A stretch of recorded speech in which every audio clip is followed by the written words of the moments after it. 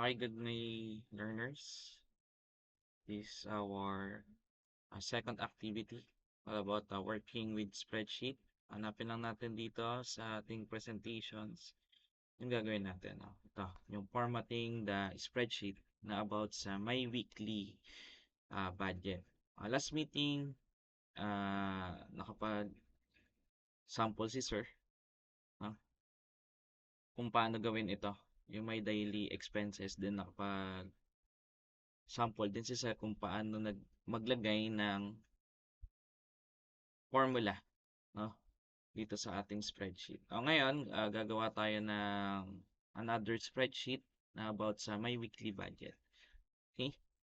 Start tayo. Open tayo ng Excel.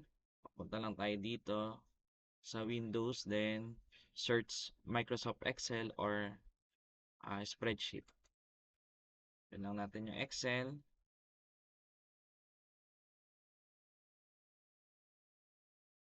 And blank workbook. Ayan, sabi doon sa ating uh, PowerPoint, kaya save muna daw natin to sa name ng my weekly budget. My weekly budget. Okay. Then save lang natin kahit sa isang storage ng natin computer. Okay, then save. Okay, ako nakikita nyo sa part na to, dito sa lower left corner, meron ditong shift tab, no, or worksheet tab. Kailangan natin gumawa tayo ng tatlo, no? Gawa tayong tatlo. Then dito sa sheet number 1, lalagay natin dito yung income, no? Rename lang natin 'yan. Paano 'yan? Right click, then rename. Type nyo income. Okay? Income. Sabihin siya yung income tab. Then sheet 2 siya naman yung expenses tab. Ayan. Expenses. Then enter. Punta tayo sa income. Income tab. Lagay natin dito, ano ba yung income tab, di ba? Ang income, yung pumapasok doon na pera. Zoom lang natin para mas makita natin. Ngayon, class, kung nakikita nyo dito sa cell, masyado siyang maliit. No? O para malakihan yan, pag nakita nyo na yung sign na yon, yung merong double arrow, yung left and right, pwede nyo nang i-move yan to left or right. Okay? Ganyan, i-title natin to sa unang cell.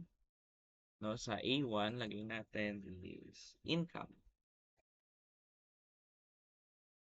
Income. Then, igitna lang natin. Paano ba igitna yon? Punta tayo dito. Then, sa A1, then, pindutin tong nasa gitna. Yan. Pupunta na yung sa gitna. And then, dito sa gitna, sa letter B is D. Gitna din natin. Then, dito sa dulo is yung amount.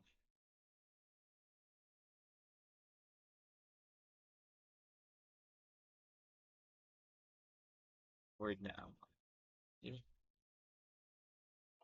Gitna lang din natin. Or Control E, pwede naman. Sa income, for example, is salary income. Salary.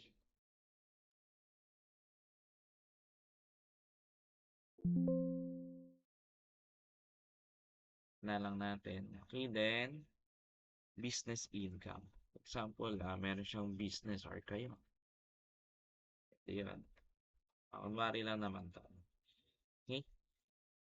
Then, dito sa part na to, do sa income, drag lang natin, highlight lang natin, then i-bold natin siya.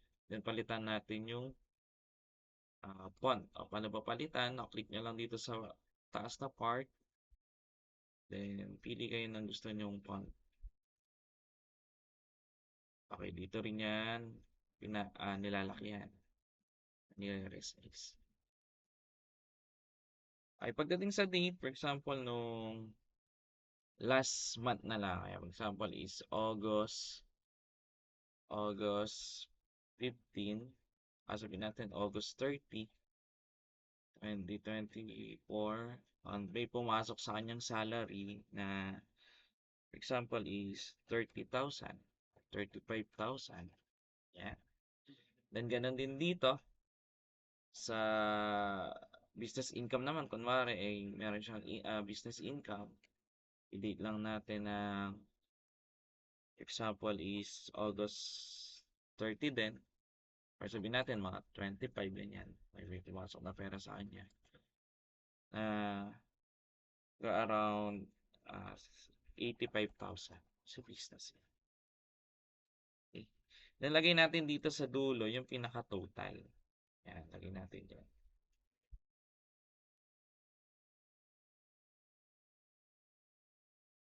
Lagyan lang natin ng word na total.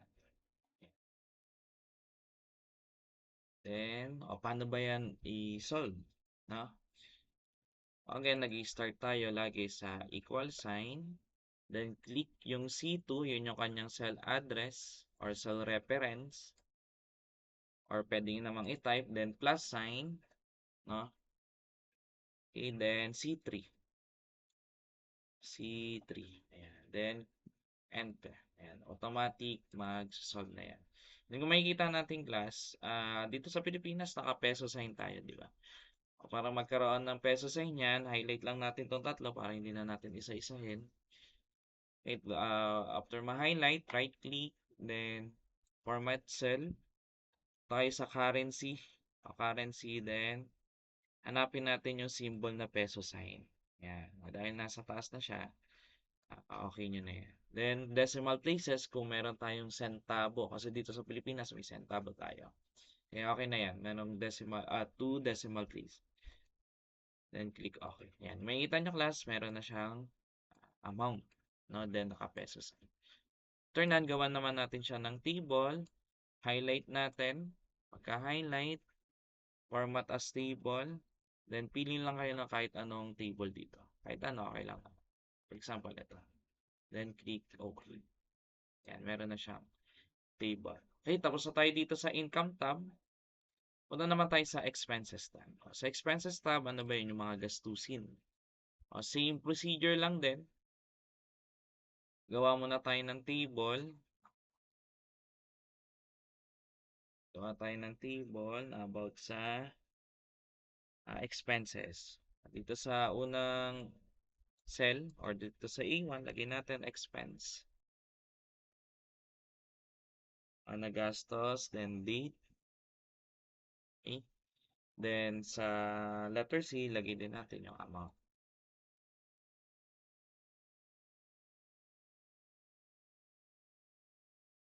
Okay, then i-wide lang natin ulit. After nyan, for example, medyo ano na, ayan, 30,000, 85,000 yung income. For example, meron kang renta. Yan, rent or mortgage na binabayaran. Halimbawa lang naman, mortgage. Next, meron ka din binabayaran na electric bill. Siyempre, kailangan yan. Car gasoline, kung meron kang sasakyan. Cellphone load. Pwede rin namang food. Groceries. Groceries, car loan. Yan, kung may binabayarang sasakyan. Credit card. Insurance. Next, personal care. Siyempre, kailangan din natin alagaan yung sarili natin. Personal care. Entertainment.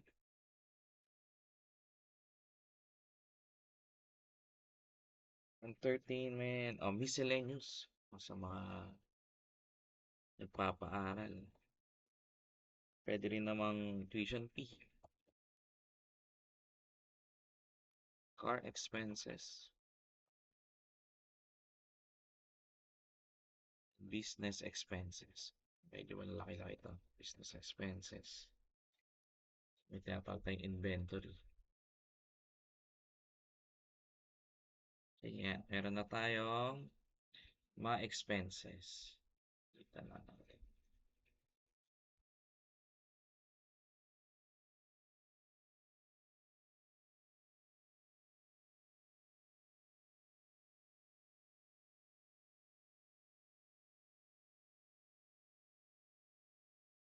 Okay, next, ilagay natin dito yung day.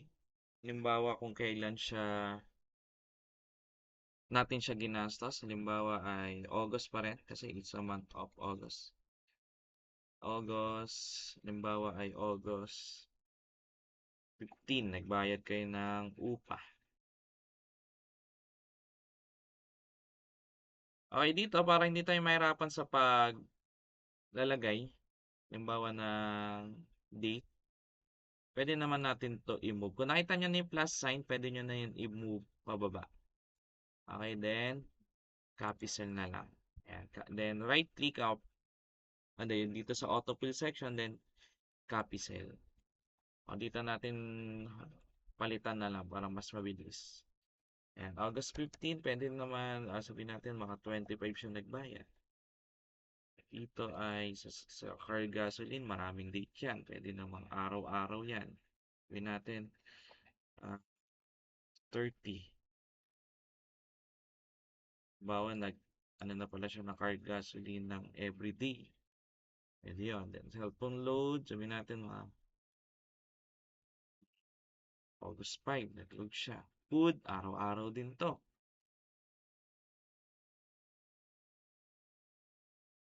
Groceries, halimbawa nung 18, groceries, car loan payment, sabihin natin.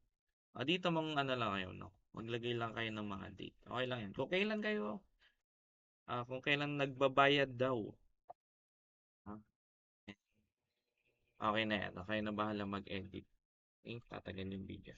Sa amount, halimbawa ay nagbayad daw ng 1,000. 1,000, 1,000. Hindi lang 1,000 yan. Sabihin natin, nasa 3,500. Cellphone load, 500. Sa food, dahil matagal din yung mga 5,000. Groceries, pwede rin 5,500. Car loan payment, medyo mahal to, no? Kaya mga 6,000. Credit card, sabihin natin nasa 3,600. Insurance, 1,500. Personal care, pwede rin mga 800 lang. Entertainment, mga 350. Miscellaneous, 1,500. Pwede yan. Then car expenses, 2,000. Then sa business expenses, medyo malaki-laki din yan. Kung may talagang malaki na yung business, then 10,000. Okay, then lagay din natin sa dulo yung pinaka-total. Okay. Ngayon class, kung kanina, dito sa income tab, di ba, nag-add tayo ng equal, then plus. Di ba? Equal, then yung mismong cell, then plus, halimbawa ganyan. Plus, eto. Kung nakikita nyo class, sobrang haba. O para yung shortcut natin dyan, may another shortcut para sa adding. Type nyo rito is sum. Then open parenthesis, click nyo yung nasa C2. Then colon. Then click nyo yung pinakadulo o dito sa C15. Ibig sabihin ng colon class,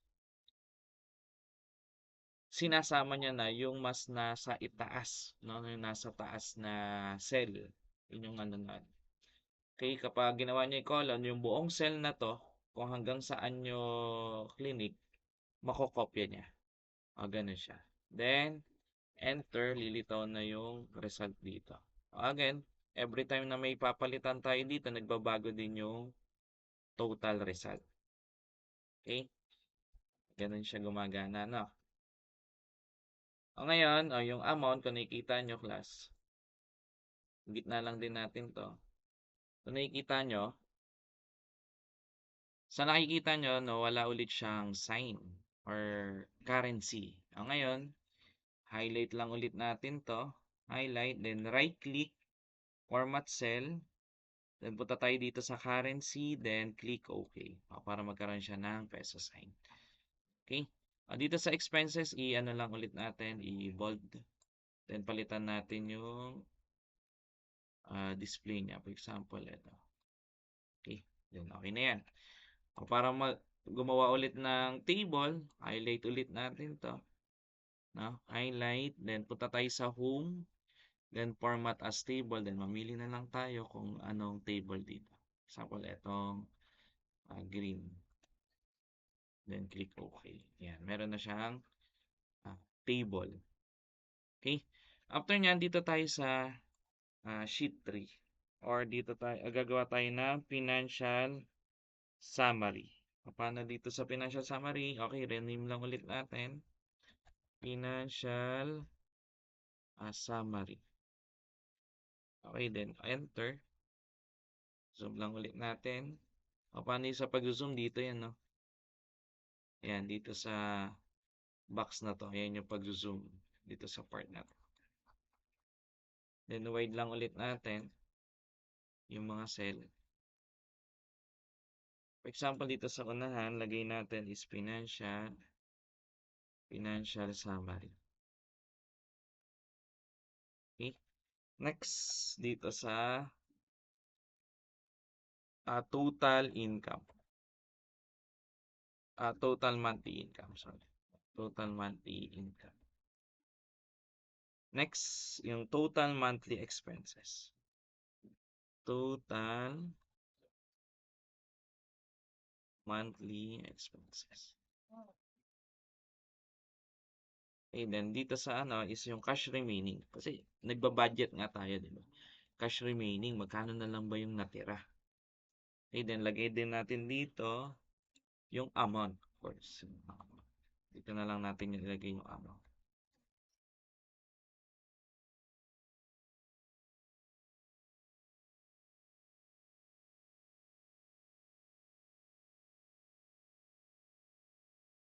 Then gitna na lang natin.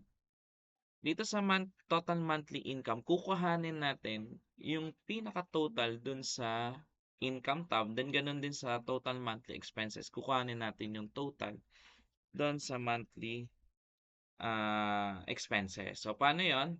Ngayon, every time na naglalagay tayo ng formula, nag-start yan sa equal. Ngayon, pag napag-start na ng equal, punta kayo dito sa income tab.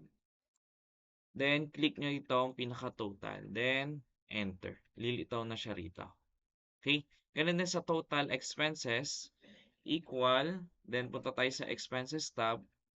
Then, punta tayo dito sa pinaka-total niya. Then, enter. Yan, lilitaw na yung dalawang total. Okay, kung nakikita nyo, nagbabago din yung formula niya.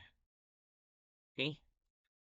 Ngayon, ima-minus natin kasi magkano na raw ba yung natitira dun sa pera niya. Ay, punta tayo dito sa cash remaining. Equal, ano yung sign for subtraction, di ba? Minus. Okay, punta tayo dito sa B3, then minus B4, then enter.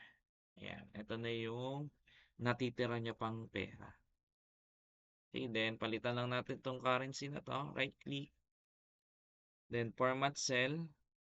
Then currency. Then click open. Yan, meron na siyang